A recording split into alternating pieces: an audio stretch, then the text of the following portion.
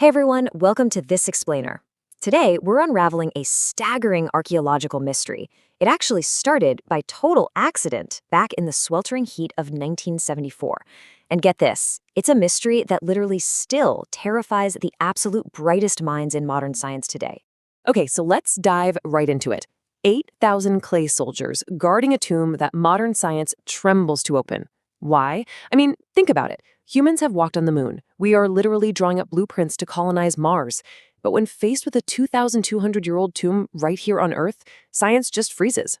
Well, today we're going to uncover the deadly, honestly fascinating reasons why the central chamber of this massive site remains completely 100% sealed.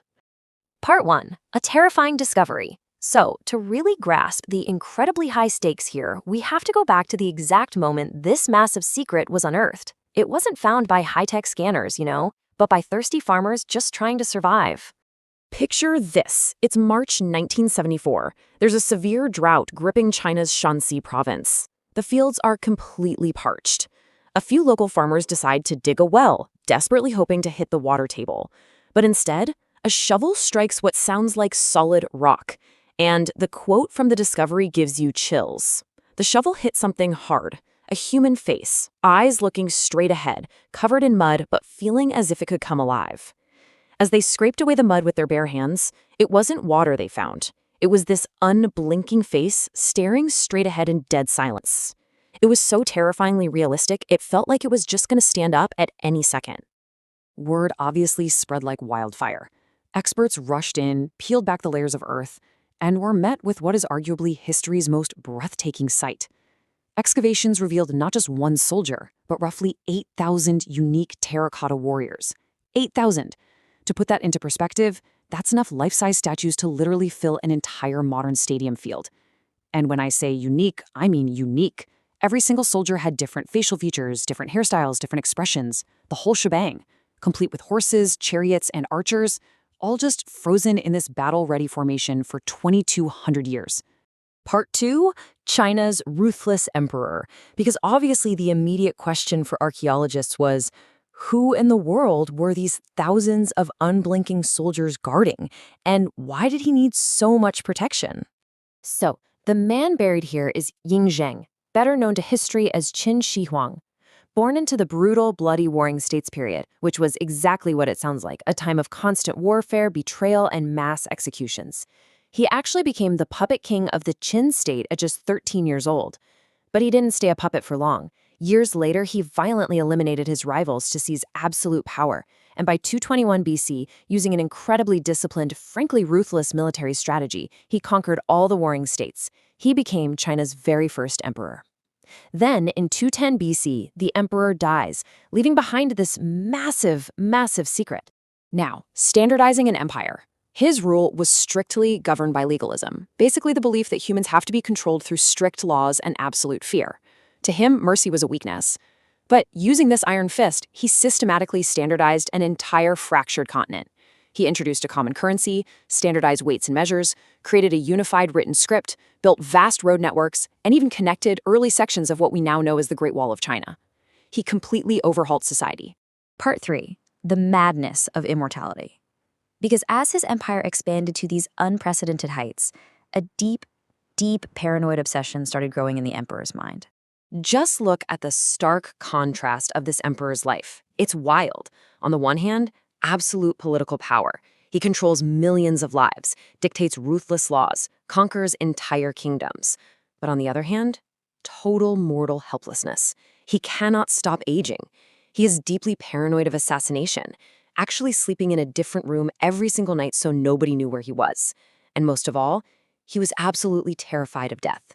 The guy who inflicted death upon thousands just couldn't stomach the thought of facing it himself. This paralyzing fear drove him on a frantic search for immortality. He sent explorers out to sea looking for mythical islands, and tragically, he started consuming what his alchemists promised him were elixirs of life. The main ingredient? Mercury. Yeah, a highly toxic liquid metal that ancient Chinese alchemists mistakenly believed was an elixir that could grant immortality. So, unknowingly, the most powerful man in the world was slowly poisoning himself, which heavily accelerated his mental descent into paranoia and complete madness. Part 4. The Underworld Empire. Realizing that, hey, despite his best efforts, he might not actually be able to cheat death after all, Emperor Qin Shi Huang decided on a pretty terrifying backup plan. If he had to die, he was simply going to continue his supreme reign in the afterlife. But to achieve that, it required an astonishing workforce. 700,000. 700,000 laborers, prisoners, and artisans were conscripted. To put that into perspective for you, that is roughly the entire population of modern-day Seattle, working day and night for over 40 years to carve out his subterranean capital.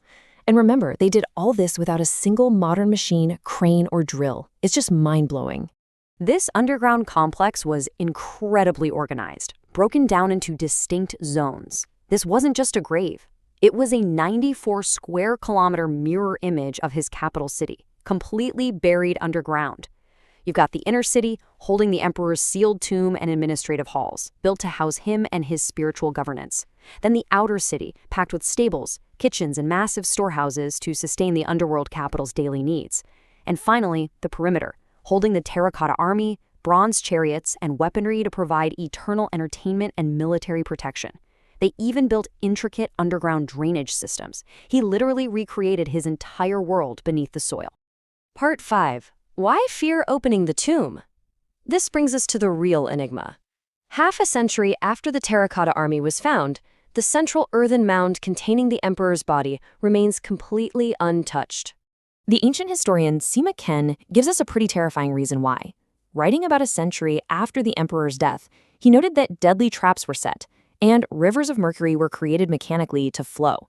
He warned that the chamber is rigged with automatic mechanical crossbows, ready to just shoot any intruder who breaches the walls. But even crazier, he described a recreation of China's great rivers, the Yellow and Yangtze, made entirely of flowing liquid mercury. And you know what?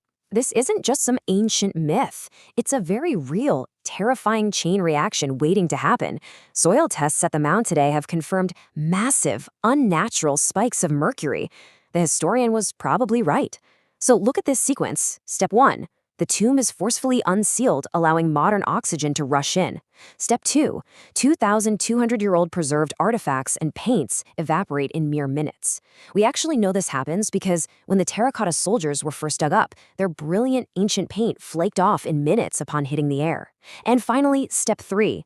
Highly toxic mercury vapors trapped inside escape into the environment, releasing thousands of years of concentrated toxicity, potentially endangering the lives of all the researchers. So, should this tomb ever be opened, we are left with this haunting dilemma that experts are still debating today. On the one hand, there could be unimaginable historical treasures inside, maybe even the perfectly preserved body of the emperor himself, sealed in an oxygen-free void. But on the other hand, do we risk permanently destroying priceless history and unleashing ancient toxins just for the sake of our own curiosity? Or should the first emperor of China and his vast underworld empire just be left in peace to rule the dark forever? Think about that for a second. Thanks for joining me on this explainer. Keep questioning the history beneath our feet.